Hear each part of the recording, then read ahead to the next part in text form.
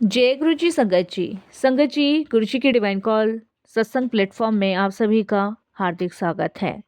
संगत जी, आज जो सत्संग में आप सभी के साथ साझा करने जा रही हूँ वो कोई कहानी नहीं है, वो किसी लेखक की कल्पना नहीं है।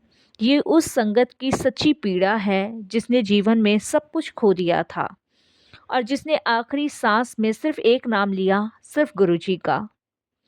आज का सत्संग सुनते समय अगर आपकी आंखें नम ना हो जाए तो समझ लेना गुरुजी आपके बहुत करीब आ गए हैं। संगत जी, कहते हैं ना कि जीवन में जब सारी चीज़ें आपके लिए बगावत खड़ी कर दे तो उसमें ऐसे गुरुजी की आपकी कृपा होती है कि वो सारी ही चीज़ें कब आपकी अपनी बन जाती है पता ही नहीं चलता। संगत जी, आज का सत्संग बहुत प्यारा और बड़ा खास है। आंटी अपना नाम गुप्त रखना चाहते हैं तो सत्संग को बड़ी श्रद्धा भाव से अंत तक सुनिएगा। इसके अलावा अगर आप भी अपने सत्संग अनुभव शेयर करना चाहते हैं तो हिंदी में साफ राइटिंग में सत्संग को लिखकर जीमेल आईडी पर सेंड कीजिएगा। सत्संग पसंद आए तो लाइक कीजिए, चैनल को सब्सक्राइब कीजिए, शेयर ज़रूर कर दीजिएगा और बेल आइकन दबाना बिल्कुल नहीं भूलिएगा। जब भी कोई लेटेस्ट सत्संग आएगा उसका नोटिफिकेशन आपके पास आएगा। संगत जी, सुनते हैं आंटी का सत्संग। ओम नमः शिवाय, शिव जी सदा सहाय। ओम नमः शिवाय, गुरु जी सदा सहाय। जय गुरु जी संगत जी। संगत जी, सबसे पहले मैं गुरु जी महाराज के चरणों में कोटि कोटि नमन करती हूँ। सारी संगत जी को जय गुरु जी बोलती हूँ। आज का सत्संग मैं आप सभी के साथ शेयर कर रही हूँ वो गुरु जी की कृपा, गुरु जी की मेहर से ही कर रही हूँ। मैंने कभी सोचा भी नहीं था कि आज गुरुजी महाराज मुझे ये शुक्राना सत्संग शेयर करने का मौका दे रहे हैं। तो बहुत बहुत शुक्राना गुरुजी, बहुत बहुत शुक्राना। और सारी संगत जी को जय गुरुजी बोलती हूँ। संगत जी, इंसान के जीवन में जब तक कोई ठोकर ना लगे तब तक वो संभलता नहीं है। मेरे जीवन में भी मुझे जब तक ठोकर नहीं लगी थी तो ऐसा लगता था कि इस पूरी दुनिया मेरी ही है और मैं कुछ भी कर सकती हूँ। लेकिन जब मुझे ठोकर लगी तो मुझे ये एहसास हुआ और मुझे ये पता चला कि दुनिया तो सिर्फ एक परछावा है, एक छल है। असली कृपा तो भगवान से शुरू होती है, ईश्वर से शुरू होती है। संगत जी, मैं, मेरे हस्बैंड और 2 बच्चे एक मध्य वर्ग परिवार से बिलोंग करते हैं। कहने को ईश्वर की कृपा से सब कुछ है हमारे पास, ठीक ठाक सब चल रहा था। लेकिन कहते हैं ना, समय बदलते हुए जरा सी भी देर नहीं लगती और जब समय बदलता है तो संगत जी इंसान एक एक करके हर एक चोट खाता है। हमें भी नहीं पता था कि हमारे अच्छे दिन कब बुरे दिनों में बदलने वाले हैं। हमने कभी सोचा भी नहीं था। हमें लगता था कि बहुत जल्द ही हम और उड़ान भरेंगे, लेकिन वो उड़ान कब गिरने लग गई, कब ज़मीन पे आ गई, पता ही नहीं चला। मेरे हस्बैंड की नौकरी चली गई, कर्जा बहुत था, कर्जे की वजह से नींद नहीं आती थी। और होता है ना संगत जी, जब कर्जा होता है, नौकरी नहीं होती है तो आदमी वैसे ही बहुत टेंशन में हो जाता है। हस्बैंड की टेंशन इस कदर बढ़ रही थी कि बच्चों की फ़ीस कैसे जाएगी, घर का खर्चा कैसे चलेगा और बहुत सारी चीज़ें। सब कुछ चीज़ें पहाड़ सी बनती जा रही थी और स्वभाव मेरे हस्बैंड का ऐसा हो चुका था, झगड़ालू, लड़ाई वाला, बेचैन वाला, घर में मन नहीं लगना, बात बात पे लड़ना, चिड़चिड़ा होना, चीज़ों को समझना नहीं, ऐसा। मेरे कुछ समझ नहीं आता था कि मैं क्या करूं, क्या नहीं करूं। सिचुएशंस हैंडल होने की जगह दिन प्रतिदिन चीज़ें बिगड़ना शुरू हो रही थी और चीज़ें ऐसी बिगड़नी शुरू हुई कि वो बिगड़ती बिगड़ती एक ऐसा पहाड़ खड़ा हो गया कि इसको कैसे तोड़ें, कैसे हटाएं, समझ नहीं आ रहा था। एक ही छत के नीचे मेरे हस्बैंड की लड़ाइयाँ होनी शुरू हो गई, क्योंकि वो चिड़चिड़े हो रहे थे और मैं उनको बहुत समझा रही थी कि भाई आप मत परेशान हो। वो ड्रिंक बहुत ज़्यादा करने लग गए थे, इस वजह से पहले भी करते थे लेकिन और ज़्यादा शुरू हो गई। मेरे मन में तो बस एक ही सवाल रहता था कि पता नहीं अब क्या होगा, क्या होने वाला है। समझ से बाहर रहती थी ये सारी चीज़ें और टेंशन दिन प्रतिदिन बढ़ती जा रही थी, दिन प्रतिदिन। और इसी बीच संगत जी मेरे हस्बैंड को फीवर हुआ। फीवर के साथ चक्कर आने लगे, दवाइयों से आराम नहीं पड़ रहा था।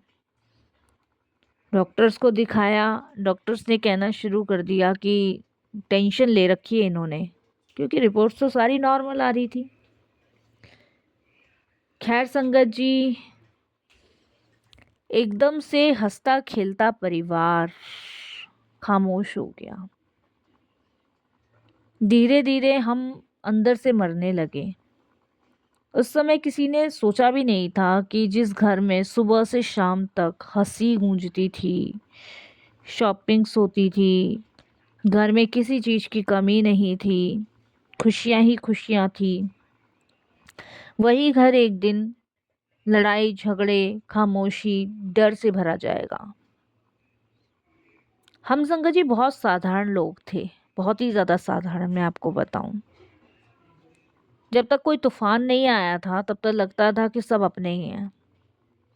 हमारे अंदर ना ज़्यादा लालच था, ना ज़्यादा बड़े सपने थे। बस ऊंचाइयां छूते थे कि भाई मेहनत से आगे बढ़ रहे हैं, बस इतना चाहते थे कि इज्जत से 2 वक्त की रोटी मिल रही है, ये भगवान की कृपा है। और ज़्यादा चाहने की चाह तो देखिए संगत जी सब में होती है। बच्चों का भविष्य ठीक रहे, अच्छा हस्बैंड जॉब कर रहे हैं और भगवान की कृपा से सब घर में मौजूद हैं, चीज़ें अच्छा चल रहा है। कभी थोड़ा मुनाफा, कभी थोड़ा घाटा तो संगत जी आम बात है, चलता ही है सबके जीवन में। लेकिन घर का जो खर्च था वो आराम से निकल जाता था और कुछ सेविंग्स भी हो जाती थी, और जो इंसान की ज़रूरतें होती हैं वो भी पूरी हो रही थी। लेकिन संगत जी मुसीबत एकदम से ही दरवाज़ा हमारा खटखटा कर आ जाएगी ये पता नहीं था। और ये हकीकत है संगत जी, खुशियाँ तो हमेशा बताकर आती हैं, लेकिन मुसीबत जब भी आती है ना वो कभी बताकर नहीं आती, वो खटखटाती भी नहीं है, वो सीधे आ जाती है। संगत जी इधर तो हस्बैंड की तबीयत ख़राब तो थी देखिए, लेकिन कहते हैं ना और मुसीबत आनी बाकी थी। एक दिन संगत जी हमारे जान पहचान के एक भाई साहब घर पे आए और बड़े प्यार से उन्होंने मेरे हस्बैंड को बोला, भाई साहब अभी मौका है, अगर थोड़ा बड़ा सोच लिया तो ज़िंदगी बन जाएगी। ऐसे करके उन्होंने मेरे हस्बैंड को कहा। मेरे हस्बैंड ने कहा कि भाई मैं नौकरी तो हर जगह ट्राई कर रहा हूँ, वो नहीं मिल रही है, और साथ में मेरी तबीयत भी ठीक सी नहीं रहती है, समझ नहीं आ रहा क्या करा जाए क्या नहीं, और तुम बड़ा सोचने की कह रहे हो। मेरे हस्बैंड संगत जी टेंशन की वजह से चिड़चिड़े हो गए थे, लेकिन बहुत सज्जन और बहुत सीधे साधे इंसान हैं। उन्होंने मुझसे कहा कि क्या करना चाहिए, तो मैंने कहा आप देखो जैसा आपको सही लगे। तो उन्होंने मुझे कहा देखो ये बहुत भरोसे का आदमी है, मैं बहुत टाइम से जानता हूँ, पहले जहाँ मैं काम करता था वहाँ भी ये काम करता था, तो इस पे भरोसा कर लेते हैं। तो मैंने कहा ठीक है देख लो आप, भाई भगवान सब ठीक ही करें।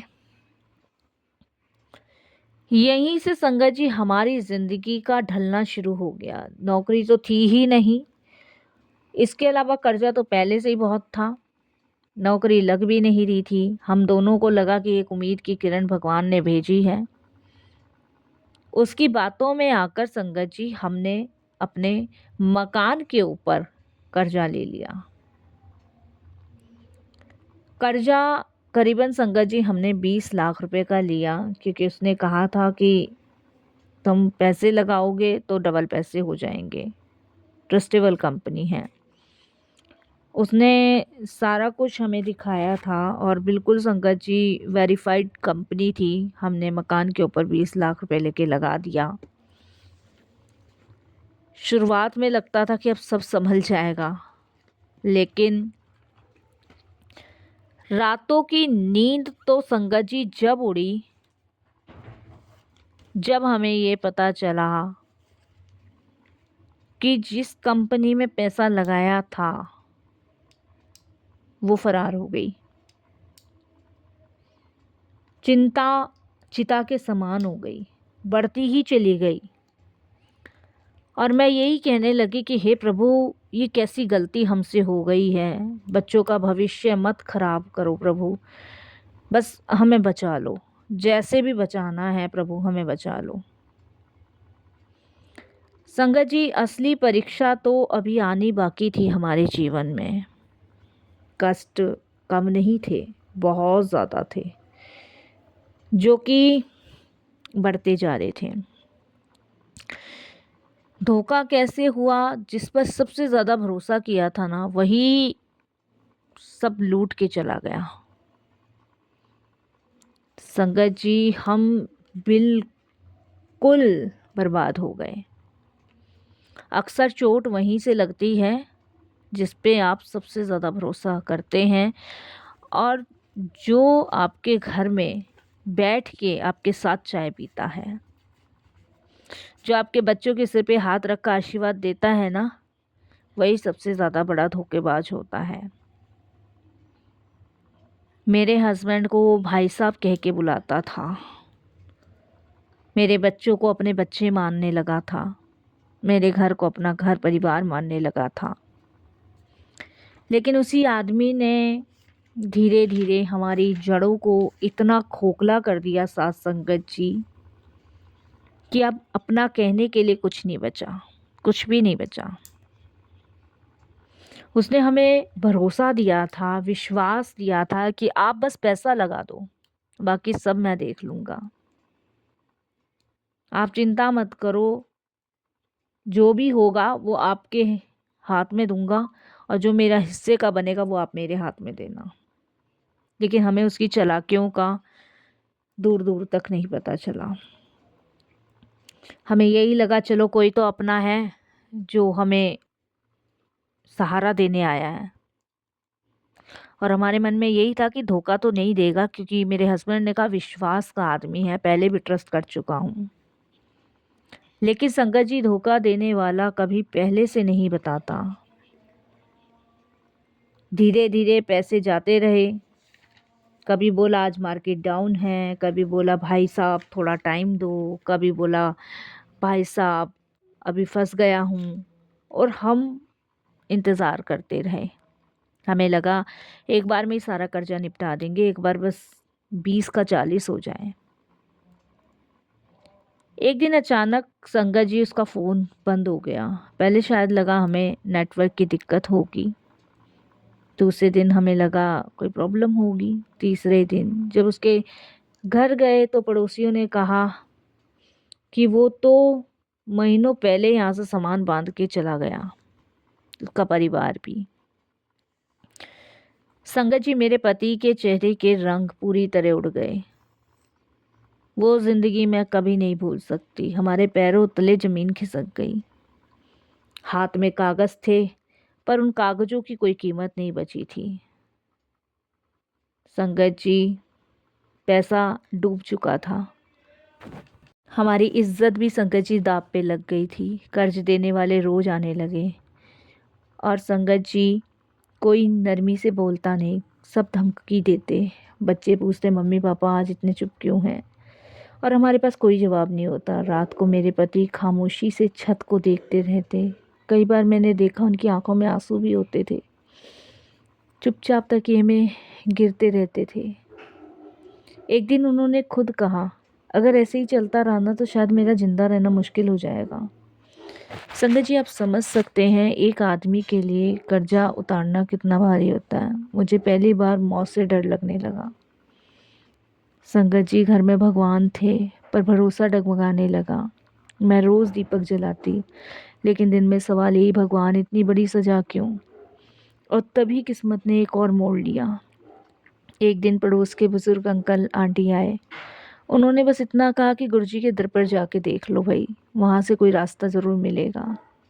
उस समय ना विश्वास बचा था ना हिम्मत। लेकिन जब इंसान पूरी तरह टूट जाता है ना, तो आखिरी में गुरुजी संभाल ही लेते हैं। संगत जी, गुरुजी महाराज का नाम पहली बार कैसे जुड़ा, मन का डर, संदेह, अंतिम उम्मीद और वह रात, सब कुछ बदलने वाला था। संगत जी, गुरुजी महाराज ने हमें अपने दरबार बुलाया और अपने से जोड़ा। गुरुजी के दरबार में जाने के बाद संगत जी हमें रास्ते दिखने शुरू हुए।